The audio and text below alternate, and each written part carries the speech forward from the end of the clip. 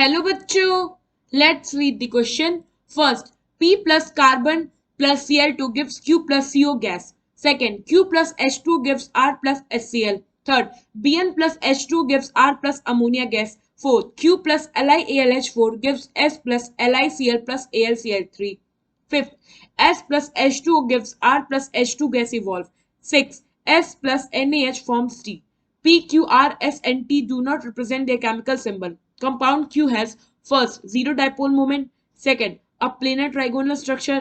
Third, an electron deficient compound. Fourth, a Lewis base. Choose the correct code.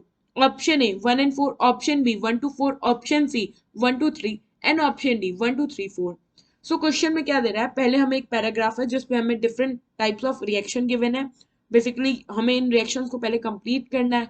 उसके बाद हमसे पूछा है कि जो कंपाउंड क्यू हमें मिला था उस कंपाउंड की इनमें से कौन सी प्रॉपर्टीज हैं और फिर उन बेसिस पे हमें करेक्ट कोड को या फिर कह लो जो करेक्ट ऑप्शन है उसे चूज करना है. तो सबसे पहले तो हम देखते हैं तो हमारा रिएक्शन कैसे प्रोसीड होता है कि हमारे पास एक कंपाउंड पी है. इसको जब कार्बन और क्लोरीन के साथ रिएक्ट करा रहे हैं तो हमें मिल रहा है क्यू और क्यू के साथ साथ carbon dioxide carbon monoxide gas जो है ये इवॉल्व हो रही है. सेकेंड स्टेप में कहा है कि ये जब क्यू वाटर के साथ रिएक्ट करता है तो ये आर फॉर्म करता है अलॉन्ग विथ HCl. थर्ड में क्या कह रहा है कि जब हम Bn को वाटर के साथ रिएक्ट कराते हैं तो हमें आर मिलता है और अमोनिया क्या होता है, इवॉल्व होता है. नाउ फोर्थ में क्या कह रहा है कि इस क्यू को जब हम लोग LiAlH4 के साथ रिएक्ट कराते हैं तो हमें मिलता है S, इसके साथ साथ LiCl और इसके साथ साथ हमें मिलता है AlCl3. नाउ फिफ्थ रिएक्शन में क्या है कि जब हम लोग S को वाटर के साथ रिएक्ट करा रहे हैं तो हमें मिल रहा है R और R के अलावा हमें यहाँ पे क्या मिल रहा है H2. नाउ सिक्स स्टेप में क्या कह रहा है कि हमें जब S को हम लोग रिएक्ट करा रहे हैं NaH के साथ तो हमें मिल रहा है T. हमसे पूछा है कंपाउंड क्यू और उसके क्या क्या करेक्टर्स होंगे करेक्ट. सो सबसे पहले तो हम पता करते हैं, हमें क्यू पता करने के लिए क्या पता पड़ना होगा कि पी क्या है और पी पता कैसे होगा. तो सबसे पहले तो अगर आप यहाँ देखो तो जो हमारा सबसे सिंपलेस्ट रिएक्शन यहाँ पे जिससे हमें आइडिया लग सकता है वो क्या है, थर्ड वाला. वो कैसे, हमारे पास है Bn, हमने Bn में डाला है वाटर. तो जब हम Bn में वाटर डालते हैं तो यहाँ पे हमें जो प्रोडक्ट मिलता है वो होता है H3BO3 which is orthoboric acid और इसके साथ साथ यहाँ पे अमोनिया गैस जो है ये इवॉल्व होता है. नाउ यहाँ पे अगर आप 3 कर दो और तो हमारा जो अब क्या कंपाउंड जो एलिमेंट्स हैं वो क्या हो गए, सारे बैलेंस. तो यहाँ पे आर क्या हुआ, आर हो गया आपका H3BO3 which is the orthoboric acid. So ये यहाँ पे हो गया आर. तो अब देखो आप आर कहाँ कहाँ था, हमारा सेकेंड स्टेप रिएक्शन कंप्लीट हो गया. अब आप देखो sorry third step reaction complete हो गया. सेकेंड स्टेप में क्या कह रहा है कि जब क्यू में वाटर डाल रहे हैं तो हमें फिर से मिल रहा है आर और HCl.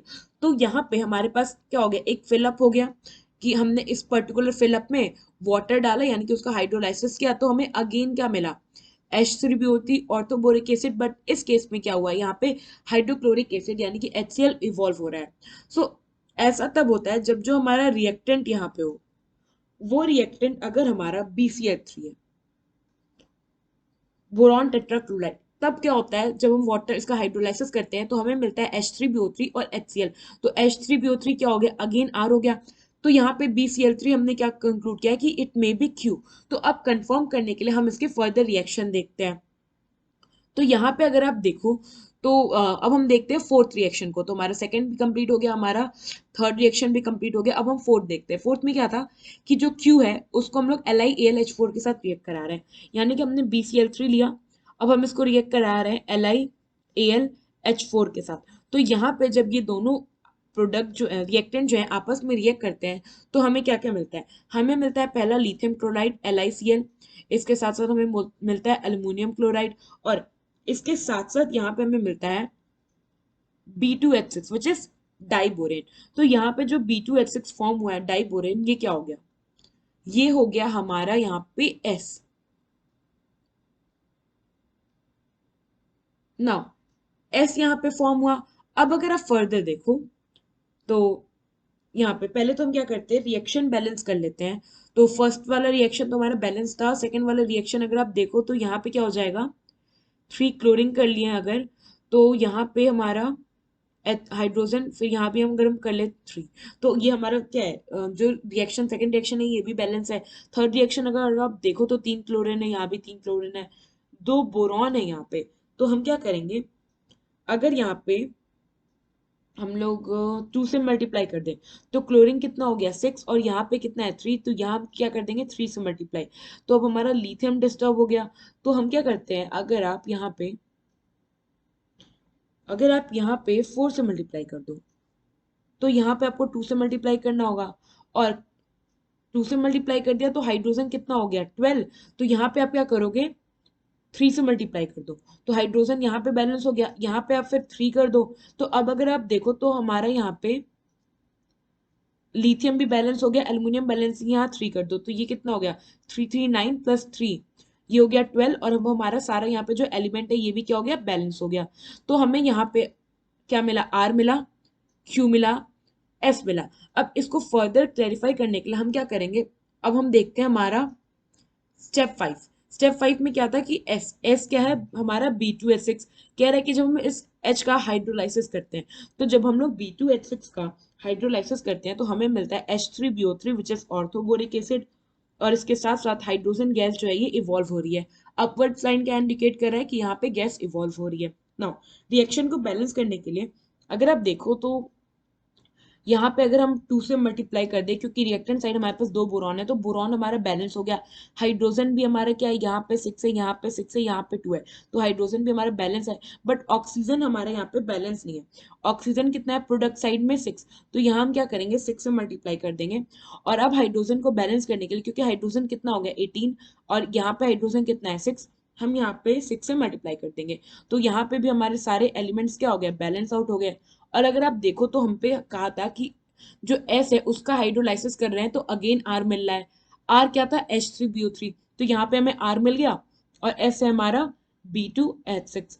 नाउ अब फर्दर क्या कह रहा है कि पी में हम क्या कार्बन डाल रहे हैं और क्लोरीन डाल रहे हैं, तो हमें मिल रहा है क्यू। तो क्यू क्या है हमारा यहाँ पे, क्यू है हमारा BCl3। तो हम पे क्या है पी में हमने डाला है कार्बन, कार्बन के साथ साथ हमने डाल दिया क्लोरीन, तो हमें क्या मिल रहा है बी, और बी क्या था हमारा BCl3। और इसके साथ साथ कार्बन मोनोऑक्साइड गैस जो हो रही है इवॉल्व हो रही है एज पर द क्वेश्चन। तो ऐसा किस केस में होता है, ऐसा होता है जब हमारा जो ये पी कंपाउंड है ये हो B2O3 बोरिक ऑक्साइड। बेसिकली क्या होता है कि जब हम लोग B2O3 को रिएक्ट कराते हैं कार्बन के साथ in presence of chlorine gas, तो यहाँ पे हमें प्रोडक्ट में मिलता है बोरॉन ट्राइक्लोराइड BCl3, इसके साथ साथ कार्बन मोनोऑक्साइड गैस जो है ये इवॉल्व होती है। नाउ इक्वेशन को अगर आप बैलेंस आउट करो तो यहाँ पे हम पे 3 क्लोरीन है, यहाँ पे हम पे 2 है, तो अगर हम यहाँ पे 3 से मल्टीप्लाई करते हैं और यहाँ पे 2 से मल्टीप्लाई करते हैं तो दोनों साइड हमारा बोरॉन भी बैलेंस हो गया और क्लोरीन भी बैलेंस हो गया। अब अगर ऑक्सीजन देखो तो यहाँ पे हम पे 3 ऑक्सीजन है, तो यहाँ हम 3 से मल्टीप्लाई कर देंगे और यहाँ भी 3 से मल्टीप्लाई कर दिए, तो ये हमारा रिएक्शन क्या हो गया बैलेंस। तो फाइनल ये हो गया हमारा ओवरऑल रिएक्शन, और पी आ गया हमारा B2O3। नाउ अब हमसे पूछा है कि ये जो हमारा क्यू था, सॉरी, हमारे यहाँ पे हमें पी भी मिल गया और क्यू क्या था BCl3, तो हमें ये भी कंफर्म हो गया, और कंफर्म हो गया कि हमारा BCl3 क्या है क्यू है। ना अब क्यू है हमारे पास BCl3, इसके एक प्रॉपर्टीज पूछा है। तो सबसे पहले क्या कह रहा है कि इसका डाइपोल मोमेंट 0 है, तो उसके लिए हम इसका स्ट्रक्चर देखते हैं। स्ट्रक्चर देखने के लिए हम क्या करेंगे, इसका हाइब्रिडाइजेशन निकालेंगे, और हाइब्रिडाइजेशन कैसे निकलता है स्टेरिक नंबर से।